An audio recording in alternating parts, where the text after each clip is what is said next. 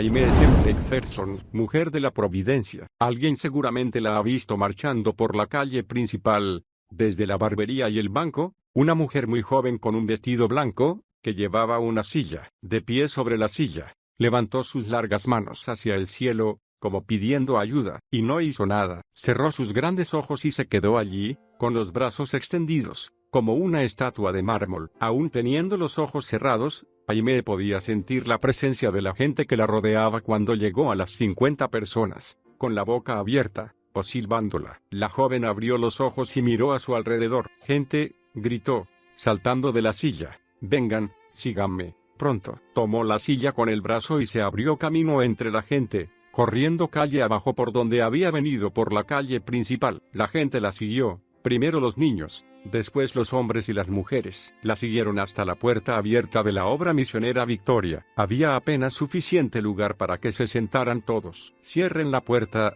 susurró Aimee al oído de Lugier. «Cierren la puerta con llave y déjenla cerrada hasta que yo termine». Aimee Semple McPherson ha sido descrita como una mujer nacida antes de su tiempo. En realidad, Aimee fue una pionera espiritual que preparó el camino para el resto de nosotros y debería ser considerada en gran parte responsable de la manera en que demostramos el cristianismo en la actualidad. Aimee desafió todas las probabilidades. La historia de su vida la muestra como una mujer dramática y llena de vida. No había nada débil en ella. Para ella, un desafío era un juego justo que debía ser aceptado y conquistado. Se subió a la ola de los medios masivos, y llegó a dirigir su curso. Si la publicidad parecía negativa, ella la exageraba aún más, sonriendo mientras lo hacía. Si todos le advertían que no hiciera algo, ella seguramente lo hacía, negándose a inclinarse ante el miedo. En realidad, no había nada que fuera demasiado extremo para ella. Fuera lo que fuese necesario para captar a la gente, Aimee lo hacía. Ella se sentaba con publicanos y prostitutas, y se mostraba en lugares donde un cristiano común habría temido ser visto. Los pobres, los comunes, los ricos, todos la amaban por eso, y aparecían en sus reuniones de a miles. Pero por supuesto, los religiosos la odiaban. Cuando la política denominacional aparentemente obstaculizaba y hería a tantos ministros, Aimee raramente le dedicaba un pensamiento. Demolió la reclusión y la estrechez religiosa, y casi podría decirse que tenía lástima de aquellos que eran controlados por su poder. Aimee se lanzó a construir un ministerio tan vasto y grande, que hasta venían de Hollywood a observarlo y tomar nota. En un tiempo en que las mujeres eran solo reconocidas como elementos accesorios en el ministerio, Aimee construyó Angelus Temple para darles participación. El templo fue construido y dedicado durante la época de la Gran Depresión, y era un edificio muy elaborado con capacidad para 5.000 personas sentadas. Cuando el edificio comenzó a llenarse 3 veces cada domingo, Aimee fue aún más lejos. Construyó la primera estación de radio cristiana en el mundo, y fundó una de las denominaciones de más rápido crecimiento en la actualidad. Aimee vivió durante el pico del movimiento pentecostal con todas sus reglas religiosas, cuando las mujeres en general no eran aceptadas en el ministerio, y para empeorar las cosas según el punto de vista de los ministros de su época, era divorciada. Nace una nueva generación. Su vida comenzó en medio de controversias y escándalos. Sus padres fueron James Morgan y Mildred Minnie Kennedy. Nació el 9 de octubre de 1890, cerca de Salford, en Ontario, Canadá. Aimee Elizabeth Kennedy fue la única hija de James y Mildred, y creció en una ciudad que hervía de chismes concernientes a las circunstancias en que ella había nacido. Su padre, de 50 años de edad, se había casado con su madre, Minnie, cuando ésta tenía solo 15. Antes de casarse, Minnie, que era huérfana, había sido una fiel obrera del Ejército de Salvación. Sintiendo el llamado al ministerio, Minnie evangelizaba día y noche en las ciudades de Ontario. Un día leyó en el periódico que la familia Kennedy necesitaba una enfermera permanente para cuidar de la señora de la casa, que estaba muy enferma. Aceptó el puesto y se mudó a vivir con la familia, dejando a un lado su ministerio. Después de la muerte de la señora Kennedy, Minnie continuó en el hogar. No mucho después, el señor de la casa le pidió que se casara con él. Los chismes inundaron la ciudad, pero James Kennedy simplemente los dejó hablar. Al día siguiente después de su matrimonio, Minnie se puso de rodillas y oró, confesando que había fallado en su llamado al ministerio, y pidiendo el perdón de Dios. Entonces dijo: «Si solo escuchas mi oración, como escuchaste la oración de Ana en tiempos antiguos, y me das una niñita, yo la entregaré sin reservas a tu servicio, para que ella pueda predicar la palabra que yo debería haber predicado, que llene el lugar que yo debería haber llenado, y viva la vida que yo debería haber vivido en tu servicio. Oh, Señor, escúchame, y respóndeme. Pronto Minnie quedó embarazada. Nunca dudó de que tendría una hija, por lo que todo lo que diseñaba, compraba o recibía para el bebé era de color rosa. Finalmente, en respuesta a sus oraciones, el 9 de octubre nació una niñita en la granja de los Kennedy, cerca de Salford. Los salvacionistas vinieron a visitar a la beba y trajeron con ellos la triste noticia de que Catherine Booth, esposa del gran general William Booth, había muerto. Catherine había sido cofundadora del Ejército de Salvación y uno de los visitantes sugirió que Aimee podría muy bien ser su sucesora. Fuera cual fuere el plan de Dios para la niña, fue especialmente claro para Minnie. Después de oír estas palabras, que sin dudas, Aimee crecería hasta mucho más allá de lo que ella había esperado. Ranas y pizarras. Cuando Aimee tenía 3 semanas de vida, Minnie la dedicó al Señor en un culto del Ejército de Salvación. Su niñez fue perfecta. Creció como hija única en una enorme granja, con los animales como compañeros de juegos. Creció escuchando las historias de Daniel en el pozo de los leones, de José y el faraón, de Moisés sacando al pueblo de Dios fuera de Egipto. Para cuando tenía 4 años, Aimee podía pararse en una esquina, sobre un tambor y atraer a una multitud de gente recitando historias bíblicas. Aimee era una niñita que tenía agallas y estaba llena de ideas muy definidas. Nada la intimidaba,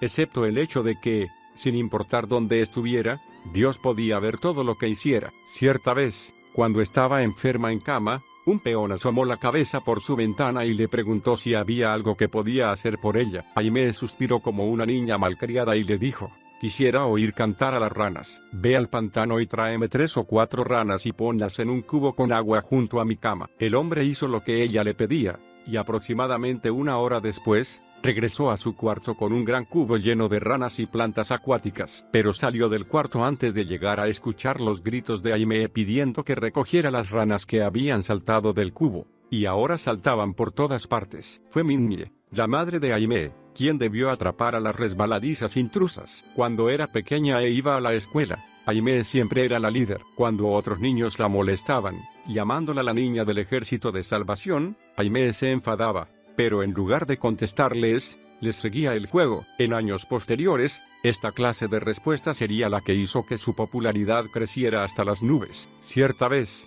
cuando los demás niños se estaban burlando de ella, en lugar de vengarse contra sus compañeros, Aimee consiguió una caja, una regla y un mantel rojo. Entonces designó a un niño para que llevara la bandera roja y comenzó a marchar golpeando en la caja como si fuera un tambor, mientras cantaba a toda voz. Al principio, los niños la siguieron solo para burlarse, pero luego comenzaron a disfrutarlo. Pronto las niñas también se unieron al divertido desfile. A partir de ese día, nadie volvió a burlarse de Aimee por ser del Ejército de Salvación. Su fe siempre incluía a las personas, nunca las repelía. Cuando Aimee era niña, le agradaba observar a su madre, que era la directora de la escuela dominical en las reuniones de los salvacionistas. Tan pronto como regresaba de la iglesia, Aimee juntaba unas sillas y las colocaba en círculo en su cuarto, e imitaba a su madre predicando a un grupo imaginario. En su fotografía escolar, Aimee, de 8 años de edad, sostiene la pizarra donde está escrito el número de grado,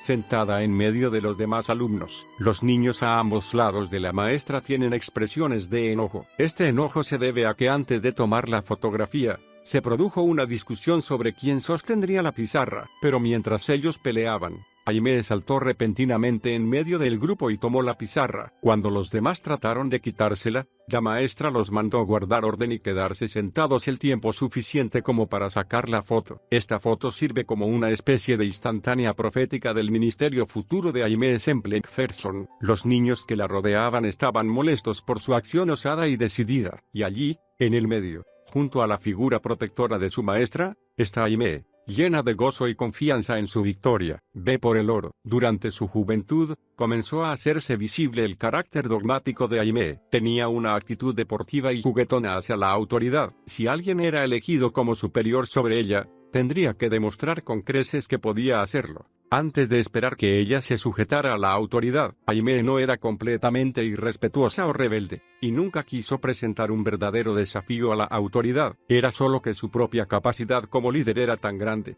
que quienes la rodeaban se sentían automáticamente desafiados y quedaban mudos. Aún siendo niña, cuando Aimee entraba a un cuarto, captaba la atención de todos sin tener que decir una palabra. Algunos dicen que Aimee era una niña malcriada, y que fue su padre, James Kennedy, quien la malcriaba. James se deleitaba en su traviesa niña. Otros dicen que Aimee simplemente dejaba atrás a sus padres con su vivacidad y su creatividad, pero para ellos, Aimee Elizabeth era una respuesta de Dios, y la trataban como a un tesoro. Minnie Kennedy cuidaba a su niña como un halcón. Ella era una buena madre para Aimee, pero aprender a plantarse delante de Minnie no era tarea fácil. Simplemente, el hecho de mantener su lugar estando junto a Minnie sirvió para preparar a Aimee para responder a las muchas y difíciles preguntas que debería enfrentar más tarde. Como líder cristiana, debido a su celo por la vida y a su fortaleza emocional, Aimee pronto comenzó a disfrutar de los aplausos. Siendo preadolescente, su personalidad dramática ya era bien conocida en las producciones teatrales de su pueblo, y era una oradora muy popular en las clases de oratoria. Cuando tenía 12 años, ganó la medalla de plata por un discurso presentado en la Unión de Templanza de Mujeres Cristianas en Ingersoll,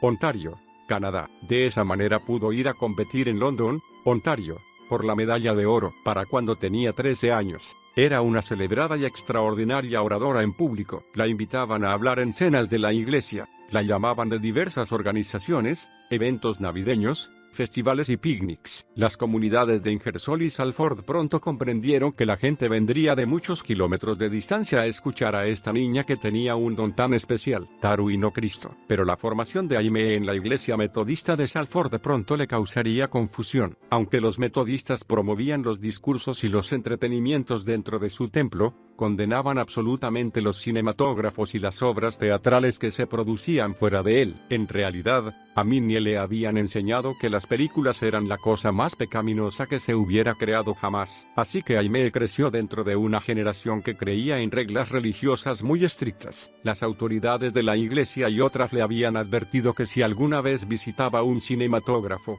terminaría en el infierno. A pesar de ello, cierta vez, cuando la invitaron a ver una película, ella aceptó, y al entrar, reconoció a varios miembros de su iglesia en el lugar. Una de ellas era una maestra de la escuela dominical. La hipocresía de toda esta situación la afectó profundamente. Cuando entró en la escuela secundaria, en 1905, la teoría de Darwin acababa de ser expuesta al público. De repente, todos los libros de texto estaban llenos de la teoría de Darwin, que sostenía que la vida en la Tierra había surgido a partir de una ameba, y que el hombre era primo del chimpancé. Aimee se sintió sacudida. Aunque aún no era una cristiana nacida de nuevo, había sido criada con la Biblia, y se sentía realmente insultada por las afirmaciones de Darwin. Así que fue a ver a su profesor de ciencias y le preguntó amablemente sobre el tema. En lo que a él concernía, la investigación biológica había superado las supersticiones antiguas, pero Aimee arrinconó al pobre hombre a tal punto que finalmente este debió dar un paso al costado y darle toda una lista de libros de la biblioteca para estudiar. Aimee aceptó el reto. No solo leyó a todos esos autores seculares y sus teorías, sino que al finalizar, nadie sino ellos sabía más que Aimee sobre el tema de la teoría de Darwin. Esto se convertiría en un patrón de conducta en su vida. Aimee era diligente e invencible, pero a raíz de sus lecturas, Aimee llegó a la conclusión de que la teoría de Darwin debía de ser cierta. Después de todo, la iglesia ya no practicaba lo que la Biblia decía. Parecía que fuera solamente un lugar de reunión social para juegos y entretenimientos, y no había milagros como los que ella veía en la Biblia. Así que comenzó a debatir con los ministros que visitaban su iglesia y a cuestionar por qué predicaban, si en ese tiempo no había milagros. Al escuchar los cuestionamientos de Aimee, un ministro se aclaró la garganta y le explicó que los milagros habían pasado, describiéndolo como una cesación del carisma. Cuando Aimee lo desafió citándole otros pasajes de las Escrituras, el hombre le dijo que esos temas estaban mucho más allá de lo que ella podía comprender. Obviamente, él no conocía la determinación de Aimee. Otra noche, después de un culto vespertino, Aimee desafió a un predicador invitado de tal manera que sus padres se sintieron avergonzados. Si la Biblia es cierta, ¿por qué nuestros vecinos pagan con sus impuestos para destrozar nuestra fe?, preguntó al ministro, que temblaba. Una vez más, Aimee tenía la última palabra, pero se sentía muy triste, porque aparentemente no había nadie que tuviera elementos espirituales suficientes para responder a su confusión. Aimee llegó finalmente a la conclusión de que, según lo que ella creía, si algunas porciones de la Biblia no eran ciertas, entonces nada en la Biblia era cierto. Su razonamiento continuaba en el sentido de que si había una filtración en algún lugar, entonces todo debería ser arrojado a un lado. Así que decidió convertirse en atea. Al llegar a su casa, después de una última y ardiente batalla con el ministro, Aimee entró como una tromba en su cuarto, abrió la ventana, y miró hacia afuera, hacia la noche. Mientras contemplaba la magnificencia de las estrellas, se conmovió en su interior. Alguien tenía que haber creado esas estrellas,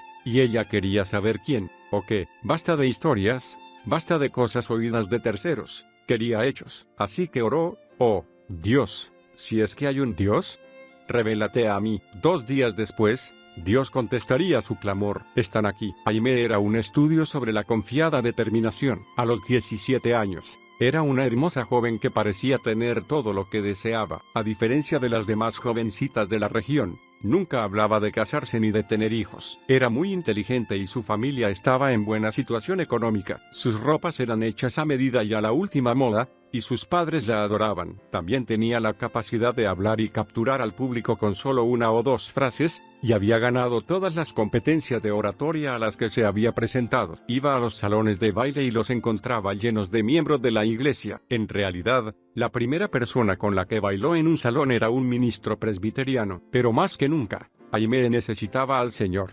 Y pronto lo encontraría. El día después de haber orado a Dios para que se le revelara, Aimee volvía a casa de la escuela, con su padre, y al pasar por la calle principal de Ingersoll, vio un cartel en una ventana que decía: Campaña del Espíritu Santo con Robert Semple, evangelista irlandés. Aimee había oído que estos pentecostales caían al suelo y hablaban en idiomas desconocidos. También había escuchado relatos alocados de sus gritos y danzas. Era muy curiosa, por lo que la noche siguiente, antes de llevarla a ensayar para el programa de Navidad, James Kennedy llevó a su hija a la campaña y ambos se sentaron en el último banco. Hasta los pájaros sonrieron. En la reunión, Aimee era toda ojos. La divertía ver a algunas personas del pueblo gritando y aleluya, con las manos levantadas. ¿Y qué eso?, pensó. Si no hubiera sido atea, pensaba, ella también habría gritado. Estaba verdaderamente disfrutando de este show ingenuo desde las alturas de su torre intelectual. Entonces Robert Semple entró al salón. En ese momento,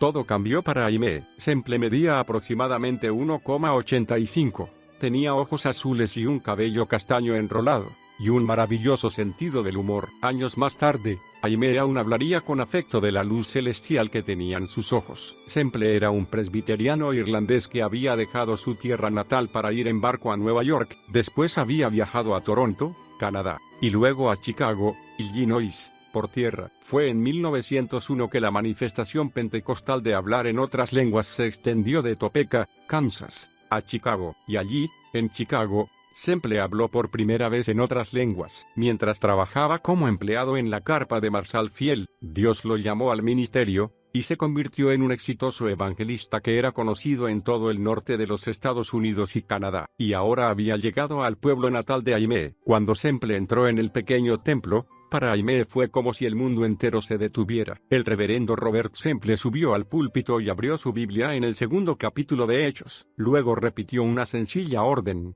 arrepentíos, arrepentíos. Aimee comenzó a revolverse, incómoda, en su asiento. Cada vez que Semple hablaba, sus palabras la atravesaban como una flecha. Más tarde, Aimee diría: yo nunca había escuchado un sermón así. Utilizando la Biblia como espada, él cortó el mundo entero en 2. El joven evangelista no veía punto intermedio entre servir al mundo y servir a Dios. Si alguien amaba a uno, no podía amar al otro. Se podía estar solo a favor o en contra de él. Era así de simple. Aimee estaba pendiente de cada palabra. Entonces Semple levantó su cabeza hacia el cielo y comenzó a hablar en lenguas. Mientras Aimee lo observaba, el rostro de Robert Semple parecía brillar con una luz interior. El evangelista hablaba, y Aimee comprendía perfectamente lo que estaba diciendo. Era la voz de Dios, mostrándose a ella, respondiendo su oración. A partir de ese momento en que escuché al joven hablar en lenguas, hasta este día, nunca he vuelto a dudar ni por una fracción de segundo de que hay un Dios, y que Él me estaba mostrando mi verdadera condición como pecadora perdida. pobre, miserable, camino al infierno. 3 días después, Aimee detuvo su carro en medio de una calle solitaria, levantó sus manos hacia el cielo y clamó pidiendo a Dios misericordia. Entonces, repentinamente, según sus propias palabras, el cielo se llenó de luz. Los árboles, los campos, los pequeños pajaritos que volaban de un lado a otro alababan al Señor y me sonreían. Tan consciente fui de la sangre perdonadora de Jesús, que parecía que la sentía fluyendo sobre mí. Finalmente, Aimee había nacido de nuevo, temblando por el poder. Aimee, que estaba buscando dirección para su vida, recibió una visión. Al cerrar los ojos, vio un río negro lleno que corría, caudaloso, y en el que caían millones de hombres, mujeres y niños que eran arrastrados sin remedio hacia una catarata. Entonces escuchó: conviértete en una ganadora de almas. Perpleja, pensando cómo sería posible que ella llegara a cumplir esa tarea, comenzó a buscar más profundamente al Señor. Las mujeres no podían predicar, era algo que sencillamente no estaba permitido. Pero Aimee creía que si Pedro, que era un pescador, había podido predicar, quizá una jovencita campesina de Canadá también podría hacerlo. Así que buscó en el Nuevo Testamento y llegó a la conclusión de que el único requisito necesario para quien era llamado a predicar era que hubiera sido bautizado en el Espíritu Santo. Así que, contrariamente a los deseos de su madre, comenzó a asistir a las reuniones de espera que hacía un tiempo se venían realizando en Ingersoll, Ontario. Había manifestaciones en abundancia en esas reuniones. Las mismas se habían instituido con el propósito de recibir el bautismo del Espíritu Santo, y esto, en 1908, era considerado por la mayoría de la gente como algo extremo. Aún los salvacionistas hablaron con Minnie sobre el repentino comportamiento pentecostal de su hija, pero a Aimee nunca le importó lo que los demás pensaran. Lo único que quería hacer era agradar a Dios y a Robert Semple. Fue el ferviente amor de Robert por Dios lo que la llevó a buscar a Dios con ansiedad. Aimee deseaba profundamente conocer a Dios como Robert lo conocía. Aimee estaba descuidando sus estudios por pasar tanto tiempo en las reuniones de espera. Una mañana,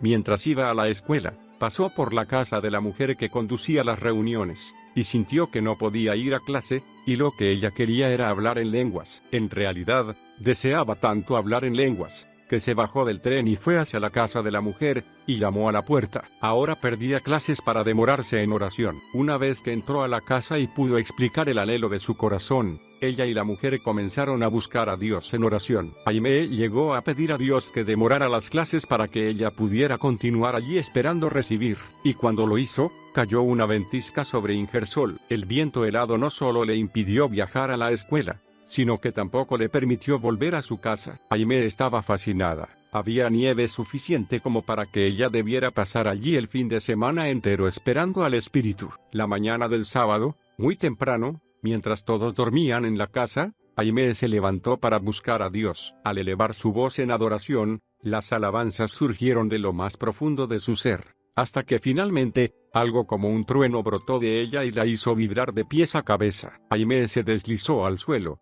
sintiéndose como atrapada en nubes de gloria. Entonces, repentinamente, de su boca comenzaron a fluir palabras en otro idioma, primero breves frases, después, oraciones enteras. Para este entonces, la casa entera había sido despertada por los ruidos, y el grupo bajó las escaleras gritando y gozándose. Entre ellos estaba Robert Semple. No se sabe cuánto tiempo pasó Robert Semple en el pueblo de Aimee, pero seguramente debe de haber viajado varias veces de ida y de vuelta, ya que estaba allí cuando Aimee fue bautizada en el Espíritu Santo. Danza eléctrica. Robert viajaba mucho, pero intercambió correspondencia regularmente con Aimee durante todo el invierno. Finalmente, a principios de la primavera de 1908, Robert regresó a Ingersoll y le propuso matrimonio. En realidad, lo hizo en la misma casa en que ella había recibido el bautismo unos meses antes. 6 meses después, el 12 de agosto de 1908, Aimee se casó con Robert Semple en la granja de su familia, cerca de Salford, Ontario. Aimee no terminó sus estudios secundarios por amor a Semple. En realidad, dejó todo para poder amar, honrar y obedecer a su esposo. Robert era todo lo que ella necesitaba para tener una vida satisfactoria y rica. Él fue mi seminario teológico, mi mentor espiritual, y mi tierno, paciente, constante amor, escribiría más tarde. Antes de casarse, Aimee y Roberta habían convencido a los padres de ella de que hablar en lenguas era bíblico, pero les resultó mucho más difícil convencer a Minnie de la voluntad de Dios con relación al llamado de la pareja a servir en China. En preparación para el viaje, Roberta trabajaba en una fábrica durante el día y predicaba por las noches. Pronto su ministerio los llevó a London, Ontario, donde ministraban en los hogares. Robert predicaba y Aimee tocaba el piano, cantaba y oraba con los convertidos. En unos pocos meses, 100 personas habían recibido el bautismo del Espíritu Santo. Muchas más habían sido salvas y se habían producido muchas sanidades notables. En enero de 1909,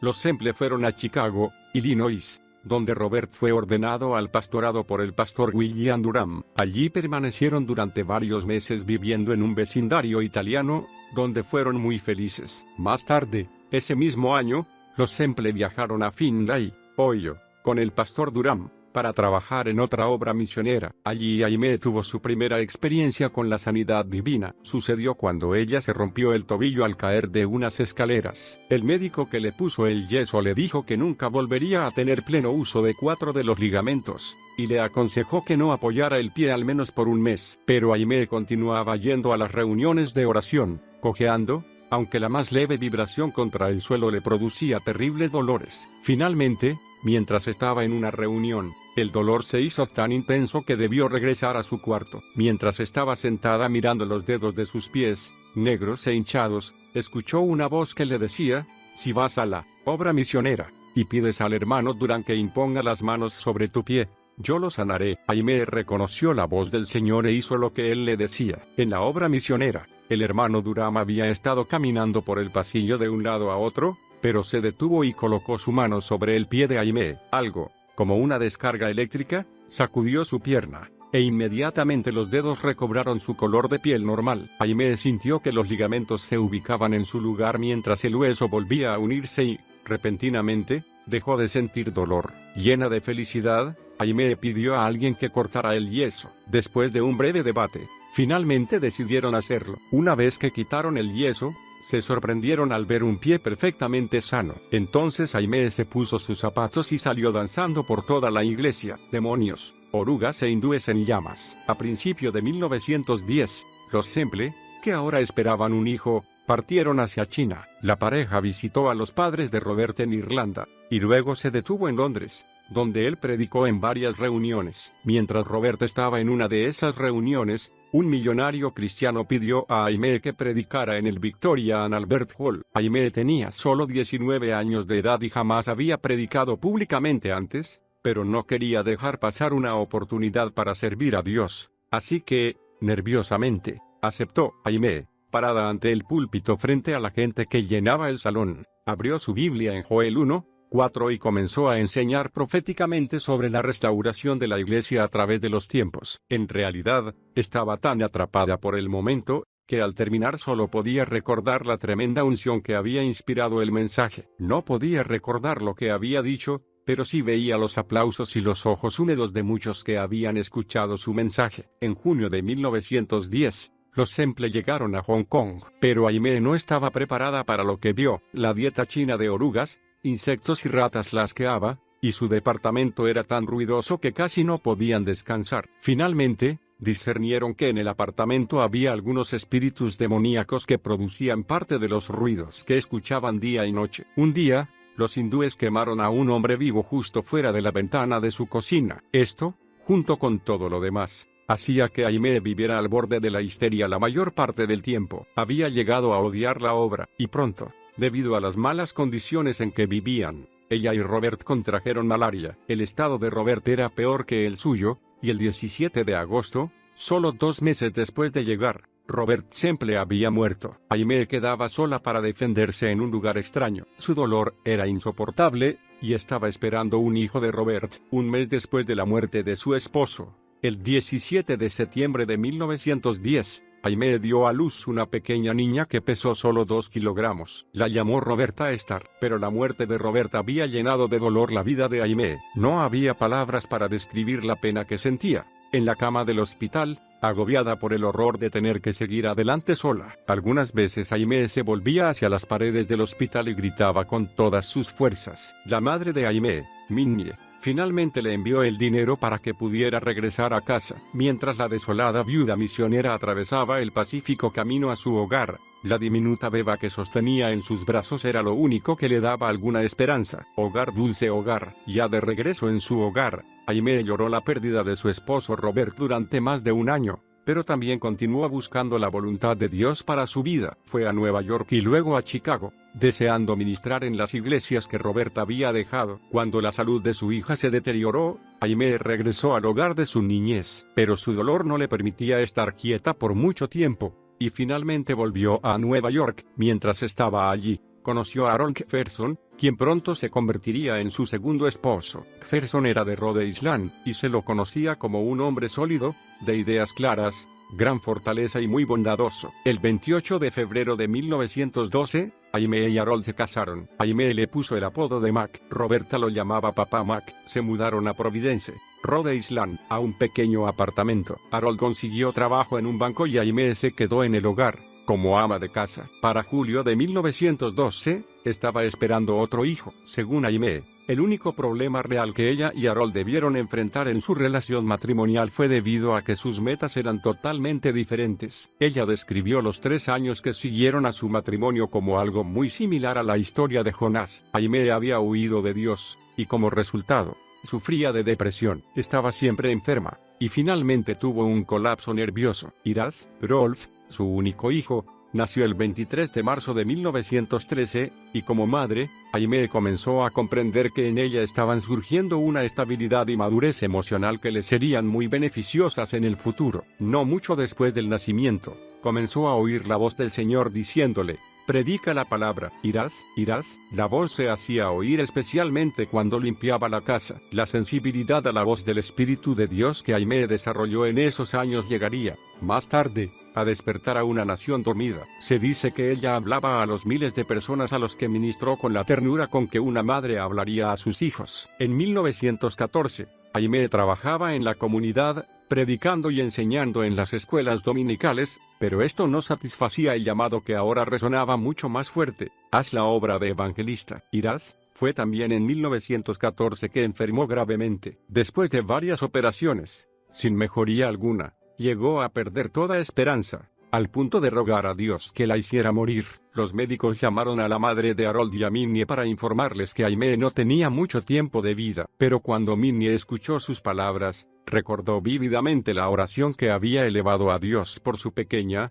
y su promesa de que Aimee cumpliría el llamado que ella había rechazado. Minnie se aferró a la promesa de Dios, negándose a permitir que su hija muriera. Las enfermeras lloraban al ver a Minnie de pie junto al cuerpo de Aimee, llorando y renovando su promesa ante Dios. Casi sin esperanzas, los internos trasladaron a Aimee de su cuarto a una sala de guardia donde llevaban a los moribundos. Fue entonces que Aimee, saliendo del coma en que yacía casi sin vida, comenzó a hablar. Estaba llamando a las personas al arrepentimiento, y seguía escuchando esa misma voz: irás. Aimee logró reunir suficientes fuerzas como para susurrar que sí lo haría. Entonces abrió sus ojos, ya sin dolor.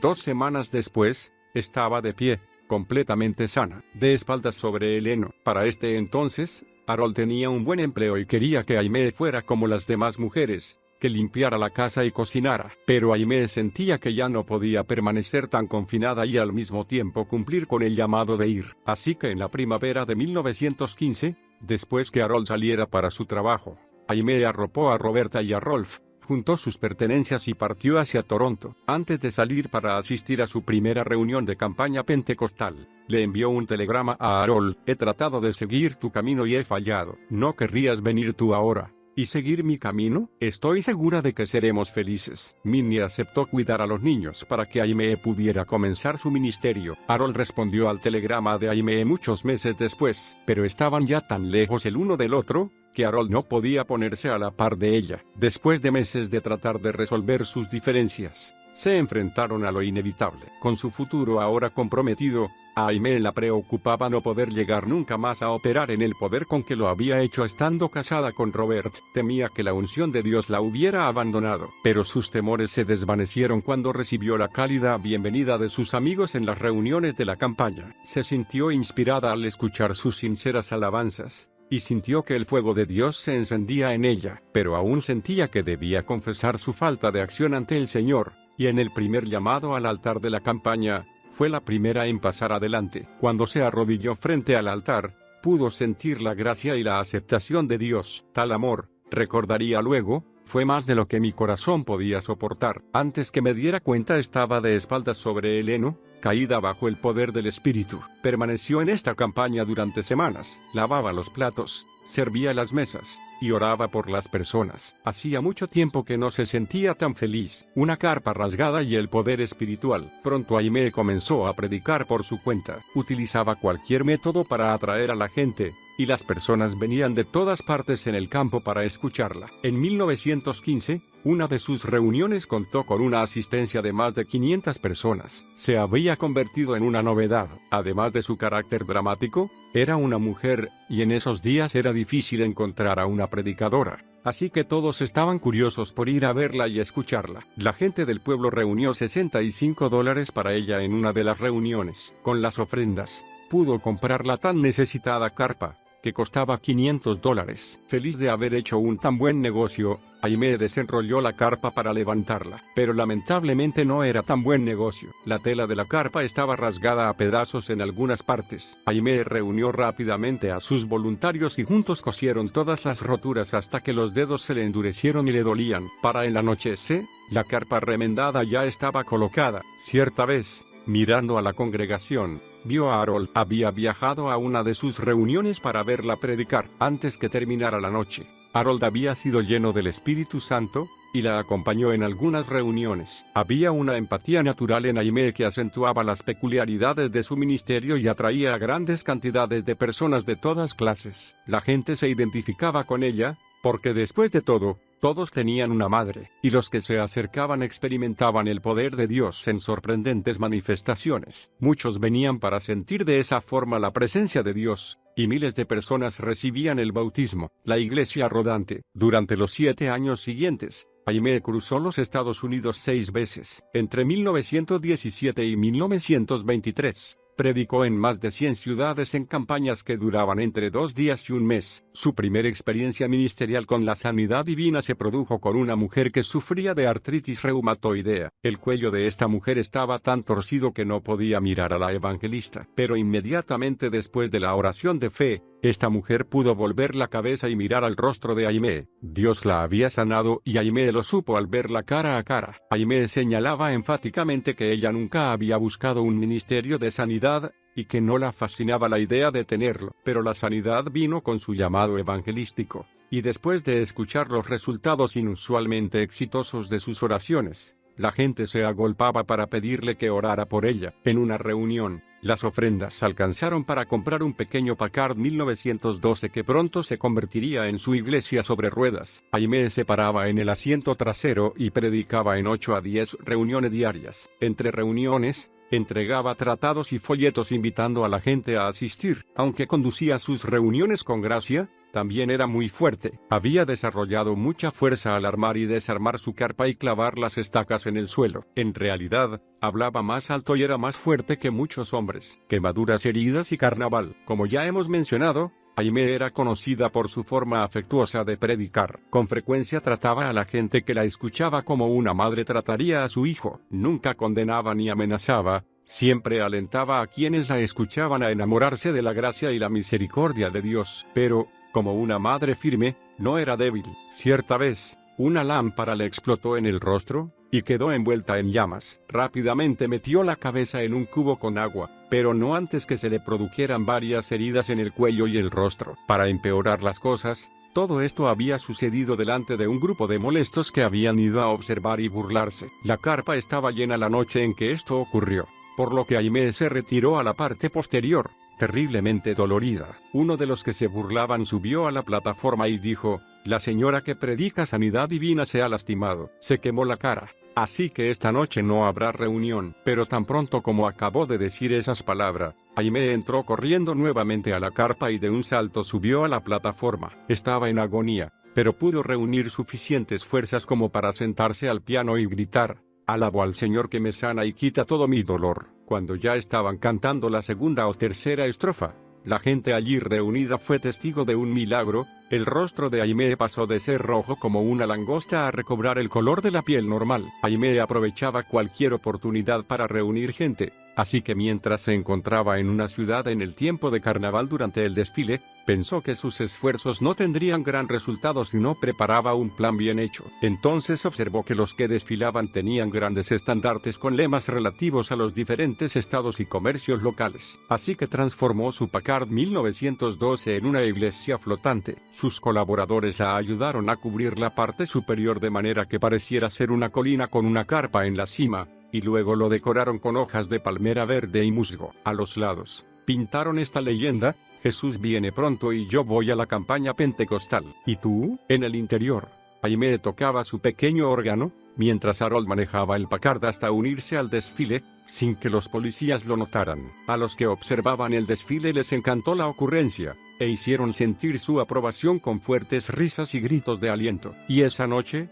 llenaron la carpa. La misma audacia de lo que habíamos hecho, diría luego Aimee, pareció atraerlos. De Harold a Minnie. Aproximadamente para esta época, Aimee comenzó a publicar el llamado a la esposa. La publicación comenzó siendo un boletín de 4 páginas, pero en 3 meses había crecido hasta convertirse en una revista de 16 páginas que incluía fotos, sermones, poemas y un precio de suscripción. La intención de Aimee era dar nueva forma a la iglesia, quitando la maldición y el pecado para darle un tono de celebración, de un matrimonio feliz. La reputación de libertad en el espíritu que tenía Aimee atraía a personas de diferentes trasfondos. Pronto, todos los que buscaban emociones fuertes, los vagabundos y los brutos aparecían en su carpa. Cuando las reuniones eran pequeñas, ella podía controlarlos. Pero cuando ya había más de 1000 personas, la única manera en que podía calmar sus estallidos emocionales era recurriendo a la música y el canto, y lo hizo con mano maestra. Poco después, incorporaría narrativa y representaciones teatrales a su predicación. Aimee se encontraba cómoda entre la gente negra. Le agradaba visitar sus hogares, y muchas veces descubría que ella misma era mucho más pobre que cualquiera de ellos. Ellos también sabían que ella los amaba. Cuando Aimee iba al sur a visitarlos y trabajaba con ellos en los campos de algodón y tabaco, sus reuniones se llenaban de gente. Ahora las multitudes eran cada vez más numerosas, pero la vida personal de Aimee comenzó a sufrir nuevamente, ya que ella y Harold no se ponían de acuerdo en lo relativo al ministerio. A él no le agradaba la vida de vagabundos que llevaban, y tampoco entendía su visión para el futuro. Por eso, finalmente, después de una confrontación que duró toda una noche, Harold empacó sus cosas y se fue. Varios años después, Harold pidió el divorcio, alegando que Aimee lo había abandonado, pero ella contestó a la demanda, manifestando que había sucedido precisamente lo contrario. Harold luego volvió a casarse y vivió una vida mucho más normal con su familia. Minnie ahora se unió al ministerio de su hija y trajo con ella a Roberta, hija de Aimee. La niña tenía 7 años y hacía 2 que no veía a su madre, pero ahora que estaba con ella, rápidamente se entusiasmó con su ministerio y le encantaba verla predicar. Minnie inmediatamente se hizo cargo de manejar las multitudes. Aimee había atraído cantidades enormes de gente, y necesitaba a alguien que le ayudara a manejarlas. Y mamá Kennedy era ideal para esto. Ella creía que el evangelismo no era solo cuestión de fe, también requería de organización. La personalidad minuciosa y detallista de Minnie era perfecta para la tarea que Aimee necesitaba, y finalmente ayudó a que su hija pasara de las carpas a los coliseos. Zapatos estirados y una botella de nubes. En medio de todas las corridas y la obsesión del ministerio, los hijos de Aimee decían que siempre se sintieron seguros con su madre en los viajes. Les encantaba viajar con ella. Algunos acusaron a Aimee de hacerles la vida más difícil, pero la verdad es que ambos se sentían muy decepcionados cuando no podían ir con ella. Rolf y Roberta tienen maravillosos recuerdos de su madre. Roberta recuerda las historias que su madre le contaba mientras iban por la carretera. Cierta vez, después que su madre le describiera una nube con gran belleza, Roberta quiso atrapar una, así que Aimee rápidamente se puso a un lado del camino, tomó una botella vacía y salió del auto. Luego levantó la botella en el aire hasta que la humedad y la niebla que la rodeaban formaron pequeñas gotas en el interior de la misma, y la tapó. Cuando regresó al auto, la entregó a Roberta, con una nube de verdad adentro. Rolf recuerda que una vez necesitaba desesperadamente zapatos, y alguien le regaló un par. Cuando llegó la caja, la familia estaba entusiasmada, pero cuando Rolf trató de ponérselos, no le calzaban bien. Todos se sintieron muy decepcionados, Pero entonces Roberta preguntó: «Madre, ¿cómo hacían para calzarse los israelitas en el desierto? Los pies seguramente les habrán crecido». Sin pensar, Aimee respondió rápidamente: «Dios debe de haber estirado sus zapatos». Roberta entonces preguntó si Dios podría hacer lo mismo con los zapatos de Rolf, así que mamá Aimee dijo: «No lo sé, pero arrodillémonos y pidámosle». Cuando se levantaron, Rolf se probó los zapatos otra vez, y ahora le quedaban perfectos. En otra ocasión, Rolf estaba jugando descalzo en el campo, donde el césped estaba muy alto, y se lastimó un pie al pisar un rastrillo escondido. El rastrillo perforó profundamente su pie y comenzó a salir mucha sangre de color rojo oscuro. Cuando Aimee se enteró de lo que había sucedido, corrió a ver a Rolf y lo llevó hasta su camastro en la carpa. Rolf recuerda con cariño cómo su madre sostenía su pie mientras oraba,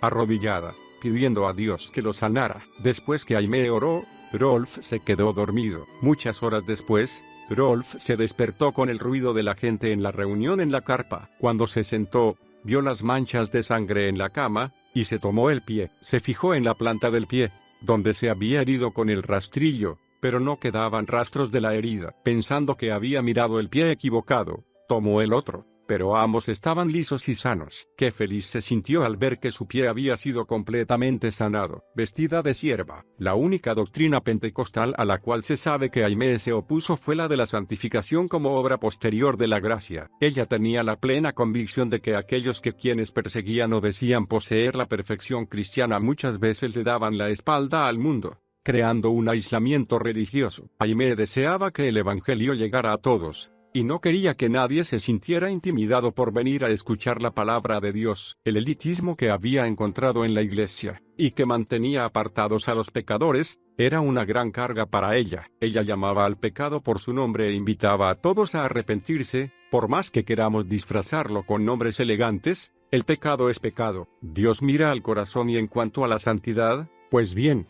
sin santidad nadie verá al Señor. Debemos ser salvos, debemos ser santificados, pero es todo a través de la preciosa sangre redentora de Jesucristo. En 1918, cuando la Primera Guerra Mundial hacía estragos en Europa, y los Estados Unidos sufrían una mortal epidemia de gripe, Aimee era considerada un rayo de esperanza debido a su doctrina. Una de las características de su ministerio más apreciada por todos era su espíritu de sierva. Para demostrarlo, un día, mientras Aimee miraba vestidos con intenciones de comprar uno para sí, el Señor le dijo: «Tú eres una sierva de todos, ¿verdad? Pues entonces ve al piso alto y pide ver los vestidos para la servidumbre». Aimee obedeció y compró 2 vestidos de sierva por $5. A partir de ese momento, siempre se la veía con su distintivo vestido y capa blancos de sierva. «Yo te prometí un jardín de rosas». Una tarde, Roberta, que estaba enferma de gripe, preguntó a su madre por qué ellos no tenían un hogar como todos los demás. Mientras Aimee oraba por la sanidad de su hija, Dios le habló y proclamó que él no solo levantaría a su hija, sino que también les daría un hogar en el soleado sur de California. Hasta le dio una visión de su futuro hogar, un bungalow con un jardín de rosas. Cuando Roberta se recuperó, la familia se trasladó a California. Roberta diría más tarde que en ese momento no tenía idea de qué gran milagro era esa casa, porque cuando mamá nos decía que algo sucedería, era como tener dinero en el banco. El viaje no fue cosa fácil. Los mapas de rutas eran escasos, las ciudades estaban muy apartadas, y las condiciones de las rutas eran cuestionables. Pero nada de esto detuvo a Aimee. Camino a la costa oeste, llegó a Indianápolis justo cuando habían levantado la cuarentena por la gripe. Allí se encontró con María Woodworth-Etter. Conocer a esta mujer que la había inspirado tanto, y escucharla predicar fue la emoción más grande de su vida. Cuando Aimee finalmente llegó a Los Ángeles, a fines de 1918, su fama la había precedido. Para este entonces, la obra misionera de Azusa era solo un recuerdo. Sus miembros se habían dispersado por la ciudad, pero estaban aún esperando a la persona que Dios utilizaría para reunirlos. Cuando Aimee llegó, creyeron que era ella. 2 días después de llegar, Aimee predicó un mensaje ante 700 personas, titulada «Gritad, porque el Señor os ha entregado la ciudad». A principios de 1919 los pasillos, el piso y los alféizares de las ventanas del Auditorio Filarmónico estaban atestados de personas que venían a escucharla. Nada de lo que hicieran por Aimee y su familia parecía suficiente a la gente de Los Ángeles. Menos de 2 semanas después que ellos llegaran, Una mujer se puso de pie en una de las reuniones y dijo que el Señor le había indicado que entregara a la evangelista cierto terreno en el que ella podría construir su casa. Otros se levantaron, comprometiéndose a conseguir los materiales y a trabajar en la construcción. Aún los rosales que había visto en la visión fueron donados. Y en abril, la casa con porche y chimenea era una realidad, una túnica de muchos colores. Para este entonces, Aimee podía ver que necesitaba un lugar permanente donde predicar, así que entre los años de 1919 y 1923, recorrió 9 veces los Estados Unidos, predicando y reuniendo fondos para construir el Angelus Temple. Donde quiera que iba, la gente la amaba. El tono de la predicación de Aimee podía pasar del que uno usaría para hablar a un bebé, como muchas veces le agradaba hacer para deleitar a las personas mayores, hasta el comportamiento solemne y la voz grave de una dinámica profetisa ganadora de almas. Dios la había dotado para acomodarse a muchas situaciones diferentes con su manera de hablar. La prensa descubrió a Aimee en 1919, comenzando así lo que en sus últimos años se convertiría una de las más celebradas relaciones de amor/odio con los medios. Aimee los amaba, pero ellos nunca estaban seguros de lo que les haría. No estaban acostumbrados a que nadie se aprovechara de sus métodos. Cuando trataban de tenderle trampas con preguntas como, Aimee, ¿es pecado usar medias de seda?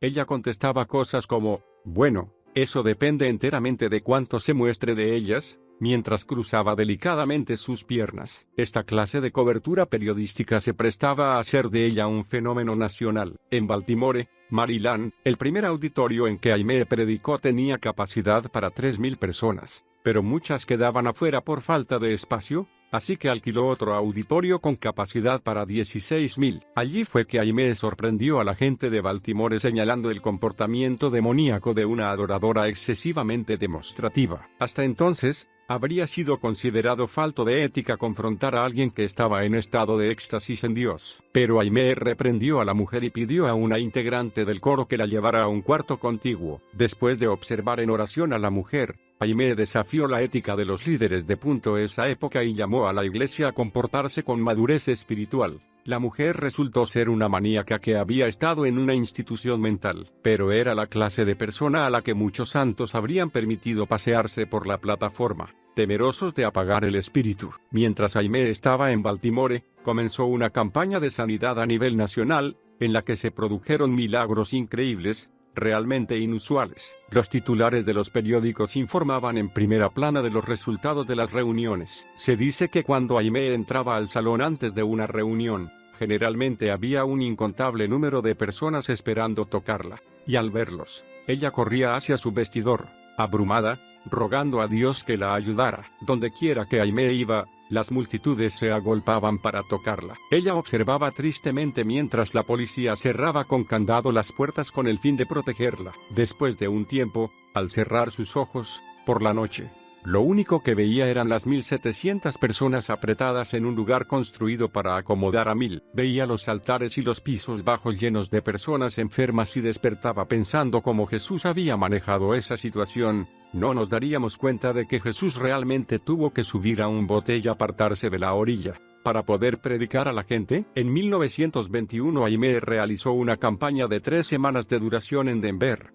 Colorado, en la cual 16,000 personas llenaban el auditorio municipal 2 y 3 veces por día. Una noche, 8,000 personas debieron quedar afuera. Minnie no era precisamente una ratona. Durante estos exitosos días del ministerio, Minnie cuidó agresivamente de la salud de su hija. Consideraba que esta era su mayor prioridad, dado que si la salud de Aimee fallaba, también fallaría el ministerio. Eran más como hermanas que madre e hija, pero nunca estuvieron verdaderamente unidas en lo espiritual. Minnie era una organizadora increíble. Conducía el ministerio de Aimee de punta a punta, y mantenía las finanzas en orden. Era resistente, y algunas veces solo dormía 2 horas por noche. Investigaba a cada enfermo antes del culto para dejar fuera a los que podrían causar problemas, y pasaba largas horas con los inválidos antes de comenzar las reuniones. Minnie jamás se sentaba a comer. Tomaba unos bocados en los momentos más extraños, entre registrar a los inválidos, recibir a los delegados y organizar el ministerio de ayuda. Minnie trabajó diligentemente para establecer el orden como en una empresa, para el ministerio, pero nunca llegó a captar la plenitud del llamado de Aimee. y nunca comprendió plenamente por qué Aimee hacía lo que hacía. Si alguien llegaba a acercarse demasiado a Aimee, Minnie importunaba a su hija hasta que ella rompía esa relación. Muchos empleados renunciaron o fueron despedidos a causa de Minnie. Quizá esta fue la razón por la que Aimee nunca tuvo una amiga íntima demasiado tiempo. Su relación con su madre siempre había sido un gran factor de tensión, y en los años por venir, la sensación de Aimee en el sentido de que su madre la controlaba y la trataba como si fuera de su propiedad, finalmente fue lo que hizo que se separaran. En 1921, Aimee estaba cansada de pasar tanto tiempo recorriendo caminos y comenzó a buscar el terreno donde podría construir Angelus Temple. Lo encontró en la prestigiosa zona de Echo Park, en Los Ángeles, que estaba rodeada de abundante césped, zonas de picnic y un hermoso lago. Del KKK Hollywood, Aimee fue la primera en muchas áreas. Mientras construía el templo, la estación de radio Rock Ridge de Oakland la invitó a ser la primera mujer en predicar en el aire. Esto hizo encender otro fuego dentro de ella, y tiempo después construiría su propia estación de radio. Pero primero debía construir el templo. Todos contribuyeron para el proyecto: alcaldes, gobernadores, gitanos, hasta el Ku Klux Klan. Aunque Aimee no estaba de acuerdo con el Ku Klux Klan, los integrantes del mismo la amaban. Pero fue este amor por ella que los llevó a cometer un delito. Después de otra reunión en Denver, en junio de 1922, Aimee estaba en un salón contiguo con una reportera, cuando alguien se acercó a pedirle que fuera a orar por un inválido que estaba afuera. Ella llevó a la reportera consigo, ya que deseaba que fuera testigo de la oración. Pero cuando salieron, ambas fueron tomadas por la fuerza, les cubrieron los ojos con un pañuelo, y las llevaron a una reunión del Ku Klux Klan. Resultó que lo único que el Ku Klux Klan deseaba era un mensaje privado de la evangelista. Así que ella les habló de Mateo 27, sobre Barrabás, el hombre que pensó que nunca lo encontrarían. Después de predicar, Aimee escuchó cortésmente mientras los del clan hacían un voto de apoyarla silenciosamente en todo el país. Para ellos, esto simplemente significaba que donde quiera que Aimee fuera en los Estados Unidos, podría confiar en que ellos la observarían y la protegerían. Luego volvieron a cubrirles los ojos a ella y a la reportera, y las llevaron de regreso al salón en Denver. La reportera publicó una gran nota sobre el secuestro, que llevó a Aimee a alturas aún mayores, y atrajo más dinero para el templo. A fines de 1922, el templo, con capacidad para 5,000 personas sentadas, estaba finalmente terminado. El mismo fue dedicado con un extravagante culto el día de Año Nuevo de 1923. Quienes no podían asistir allí vieron un templo similar armado con flores, en una carroza en la que miembros del coro se presentaron al desfile de rosas de Pasadena. Esta carroza se llevó el primer premio del desfile en su categoría. El New York Times cubrió ampliamente la dedicación del templo, y a partir de entonces, los 5,000 asientos del mismo se llenaban 4 veces cada domingo. El templo tenía una acústica perfecta. Se dice que muchos productores de Hollywood esperaban que Aimee fracasara para poder adquirir el edificio y convertirlo en un teatro. Pero Aimee no fracasó, y finalmente lo convirtió ella misma en un teatro para Dios. Según Aimee, toda la Biblia era un drama sagrado hecho para ser predicado e ilustrado dramáticamente, y según ella, era en este aspecto que las iglesias denominacionales habían perdido poder. Aimee creía en realidad que la iglesia se había vuelto demasiado fría y formal, mientras que el amor del mundo por el entretenimiento le daba ánimo, gozo y risas. También creía que esta era la razón por la cual el mundo cristiano estaba tan ansioso por entretenimiento. En julio de 1922, Aimee nombró al Angelus Temple la iglesia del Evangelio Cuadrangular, debido a una visión que había tenido mientras predicaba sobre el primer capítulo de Ezequiel. El primer día de inscripción para esta nueva asociación, se presentaron 1,000 pastores. En el templo se dedicaban 2 reuniones semanales a orar por los enfermos. Aunque tenía 24 ancianos en su equipo, Aimee condujo personalmente la mayoría de estas reuniones hasta su muerte. En 1944, las sanidades que se producían en Los Ángeles eran increíbles, pero eran menos observadas por el público en general que en las anteriores campañas nacionales de Aimee. En los cultos más extensos que se realizaban en el templo, el énfasis estaba en ganar almas y en capacitar a pescadores de almas. Cuentos del templo. Sin dudas, Angelus Temple era un lugar de mucha actividad. Aimee tenía una torre de oración con gente orando 24 horas por día. También creó un coro de 100 voces y una banda de bronces de 36 personas. El santuario estaba lleno de música en cada culto, y Aimee compró vestuario y materiales de escenografía para hacer destacar sus sermones en medio de Hollywood. Casi todos los ángeles sabían que asistir a un culto en Angelus Temple era un evento muy importante. Aimee tenía un notable sentido del humor, y aunque hubo muchas fallas en sus primeros sermones ilustrados, siempre las aprovechaba al máximo. Cierta vez, para dar más vida a la escena del huerto del Edén, pidió un loro del circo local, pero Aimee nada sabía del vocabulario vulgar que el animal había aprendido mientras trabajaba en el zoo. Y en medio de su predicación, el loro se volvió hacia ella y le dijo: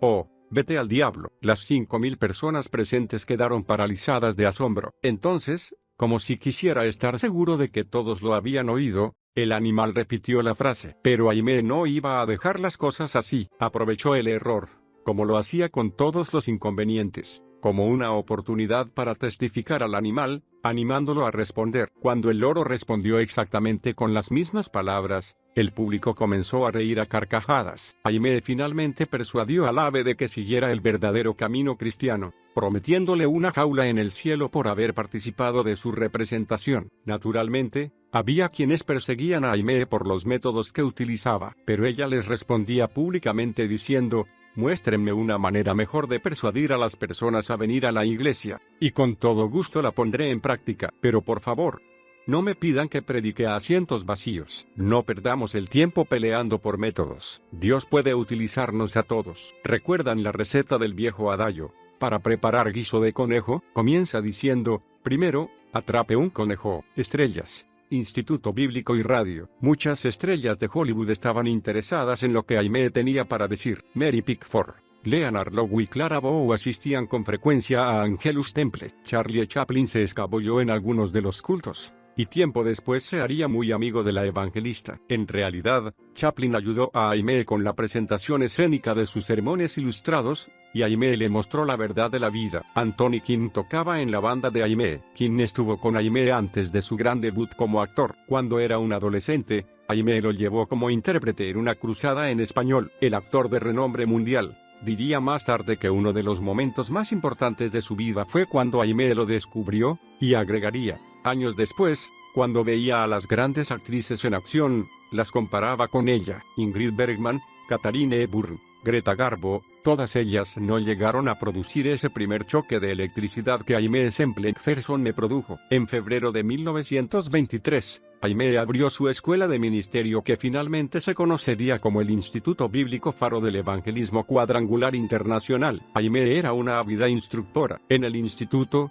la hermana, como todos la llamaban en el movimiento, servía como profesora y revelaba abiertamente sus puntos fuertes y sus debilidades a los alumnos. Sus autores cristianos preferidos eran Wesley, Poot, y un líder de avivamientos en Canadá, llamado Albert Benjamin Simpson. Aimee muchas veces citaba a estos hombres y enseñaba basándose en sus obras. Algunas veces probaba a los alumnos, saliendo antes de la clase y pidiéndoles que se quedaran orando. Entonces se escondía en un pasillo y cuando los alumnos salían, ella observaba quiénes salían sin prestar atención a nada, y quiénes eran lo suficientemente atentos para fijarse y levantar un papel del suelo. Después, los que prestaban atención recibían sus elogios, ya que Aimee pensaba que la atención a los detalles producía ministros sensibles y valiosos. En febrero de 1924, Aimee abrió la radio KFSG, con la primera licencia radiofónica jamás otorgada a una mujer. También fue esta la primera estación de radio cristiana que existió. ¿Ha muerto Aimee? En 1926,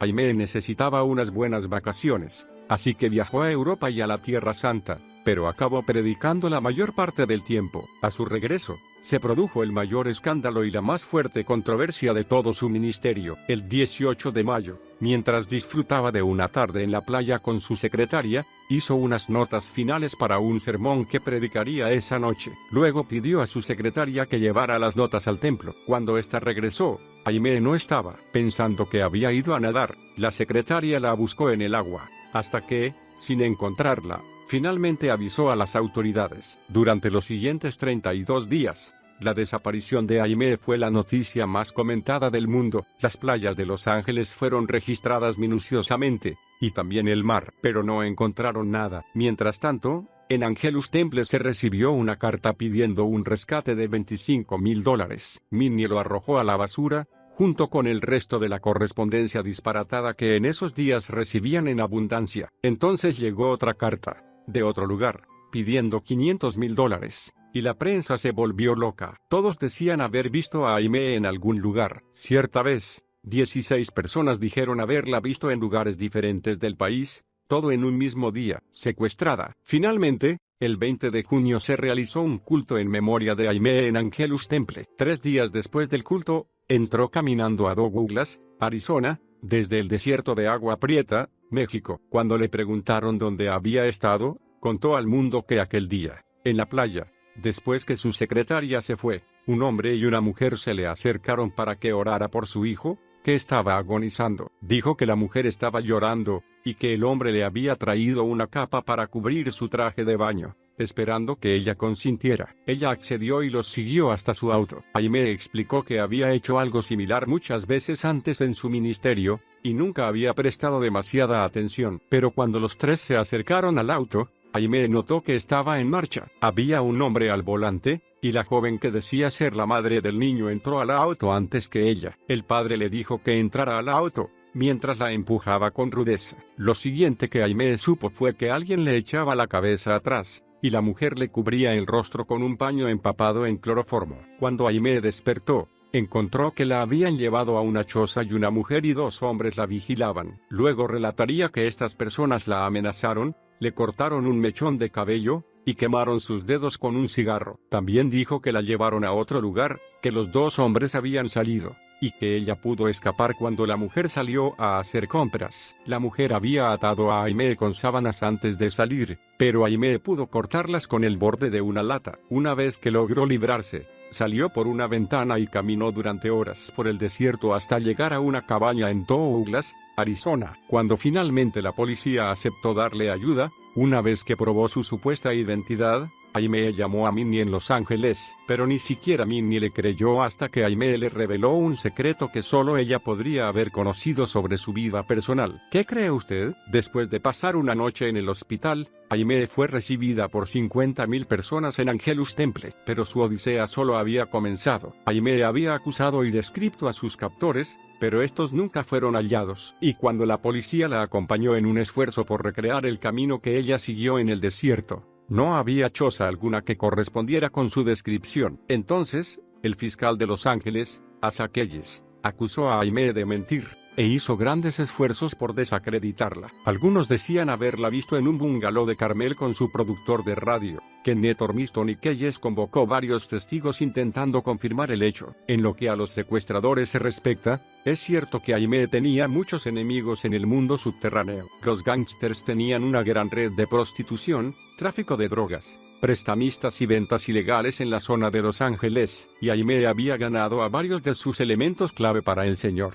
También es cierto que Aimee permitía con frecuencia que los recién convertidos relataran el testimonio de su salvación, pero cuando estos ex integrantes del submundo daban sus testimonios, con frecuencia no solo decían cómo habían sido salvos, sino que también exponían públicamente las obras delictivas de sus ex compañeros, muchas veces mencionándolos por nombre. Aimee jamás modificó su versión de cómo había sido el secuestro. En realidad, la suya fue la única versión que nunca cambió. Los reporteros, los detectives y los fiscales cambiaban sus versiones una y otra vez. Aún los testigos convocados en contra de Aimee cambiaron su testimonio, y cuando lo hicieron, los cargos contra ella de corrupción de la moral pública, obstrucción de la justicia y conspiración para forjar evidencias finalmente fueron retirados. Un aspecto secundario, pero interesante de este escándalo es, por ejemplo, que el fiscal de distrito Keyes finalmente fue sentenciado a prisión en San Quentin, y el abogado de Aimee fue hallado muerto tiempo más tarde. Los hechos sugerían, según muchas personas,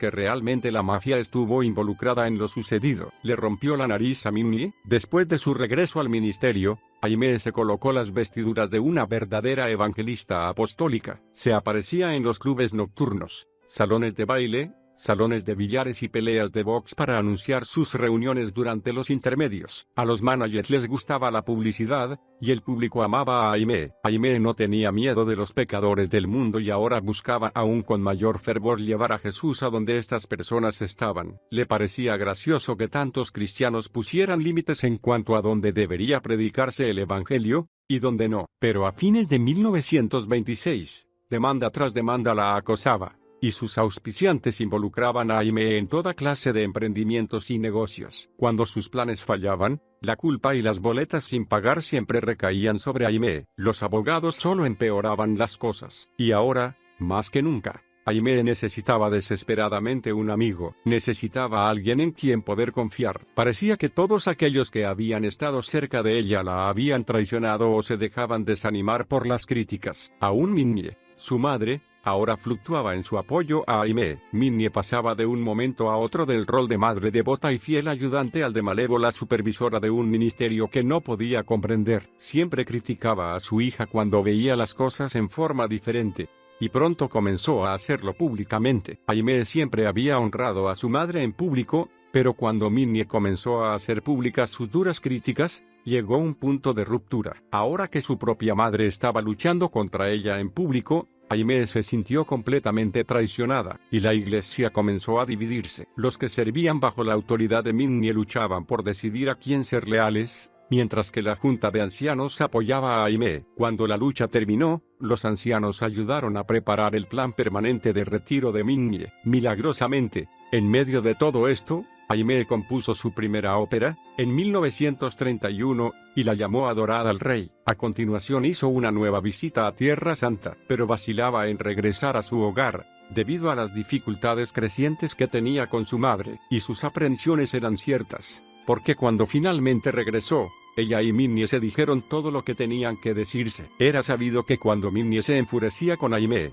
sus palabras eran crueles y malignas. Pero después de esta ronda final de sus famosos desacuerdos, la prensa se enteró de que Minnie había acabado con la nariz lastimada y cubierta con vendas. Los titulares que acompañaban a su fotografía, colocada en primera plana, decía, engañosamente, mamá dice que Aimee le rompió la nariz, pero las cosas no eran como parecían. En realidad, Minnie acababa de salir de una cirugía estética la noche en que tuvieron la famosa pelea, y más tarde negó todo el asunto. De todas maneras, ese fue el final. Minnie ya no estaba en el ministerio. Después del retiro forzado de Minnie, se formó una fila de personas que querían el puesto de administrador del ministerio, además de los gastos que le implicaba el arreglo con su madre, más la depresión, más los juicios. Las deudas de Aimee crecieron rápidamente. En realidad, pasó los 10 años siguientes arreglando todos los juicios y pagando a sus acreedores. Y cuando finalmente quedó sin deudas, colocó un cartel celebrando el hecho en lo alto del templo. Ella no es biónica, pero la tensión de todo esto simplemente había llegado a ser más de lo que Aimee podía soportar, y en 1930 sufrió un colapso emocional y físico total que la obligó a confinarse en una cabaña en Malibú bajo el cuidado constante de un médico. Después de 10 meses,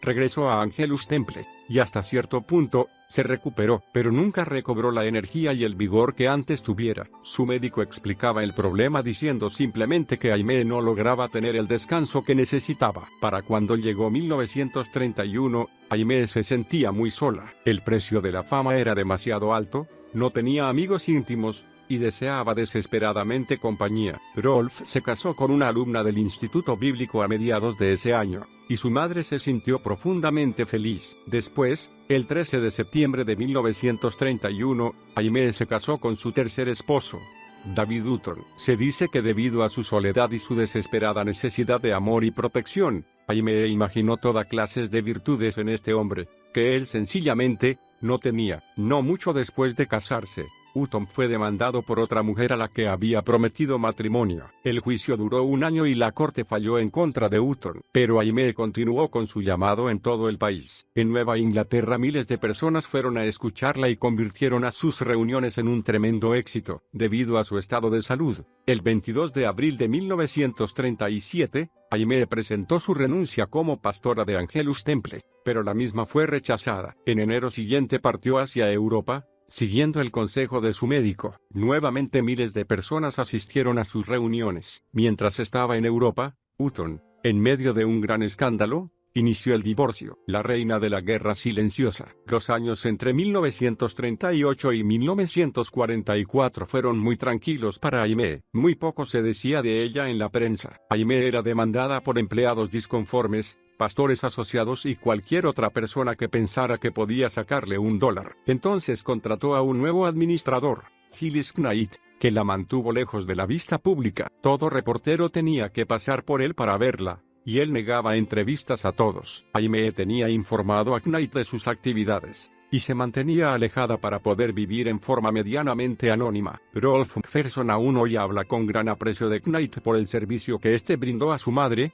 y que trajo tanta paz a su casa. Gran parte de los esfuerzos de Aimee durante estos años se dedicaron a pastorear, capacitar futuros ministros, establecer cientos de iglesias, y enviar misioneros por todo el mundo. Pero en 1942, también dirigió una banda de bronces y una guardia uniformada en el centro de Los Ángeles, para vender bonos de guerra. Vendió $150,000 en bonos en una hora, por lo que el Tesoro de los Estados Unidos le entregó un reconocimiento especial por su actuación patriótica. También organizó reuniones de oración los viernes por la noche, en Angelus Temple, durante toda la Segunda Guerra Mundial, con lo cual se ganó el aprecio expresado del presidente Roosevelt y del gobernador de California. La Grande descansa. Para 1944, la salud de Aimee estaba muy debilitada, y sufría de enfermedades tropicales que había contraído durante sus viajes misioneros. En febrero de ese año, Aimee nombró a Rolf nuevo vicepresidente del ministerio. Este había probado ser fiel y sirvió bien a su madre durante muchos años. En realidad, él fue la única persona que permaneció a su lado tanto en los buenos como en los malos tiempos. En septiembre de 1944,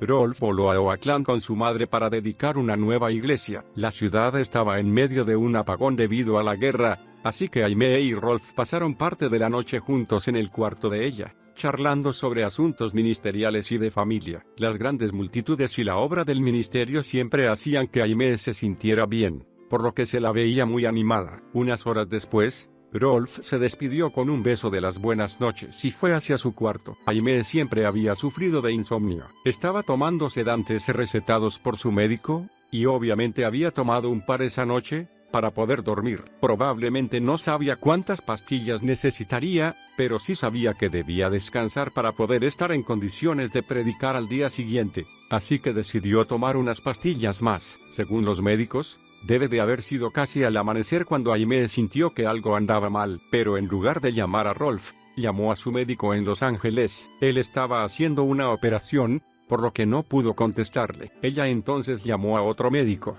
que la derivó al Dr. Palmer, en Oakland, California. Pero antes de poder hacer esta tercera llamada, Aimee cayó en la inconsciencia. A las 10 de la mañana, Rolf intentó despertar a su madre y la encontró en su cama, respirando con gran dificultad. Al no lograr revivirla, llamó pidiendo la ayuda de un médico, pero era demasiado tarde. El 27 de septiembre de 1944, Aimee Semple McPherson fue a descansar con el Señor. Tenía 53 años. El cuerpo de Aimee estuvo 3 días y 3 noches en Angelus Temple. 60,000 personas desfilaron ante su ataúd para presentarle sus respetos. La plataforma en que se apoyaba el ataúd abierto, el foso de la orquesta y los pasillos del templo estaban llenos de flores.